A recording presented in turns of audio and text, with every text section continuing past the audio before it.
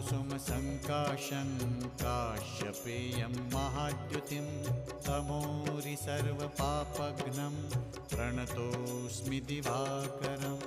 ॐ ह्रां ह्रीं ह्रौं सः सूर्याय नमः। ॐ ह्रां ह्रीं ह्रौं सः सूर्याय नमः।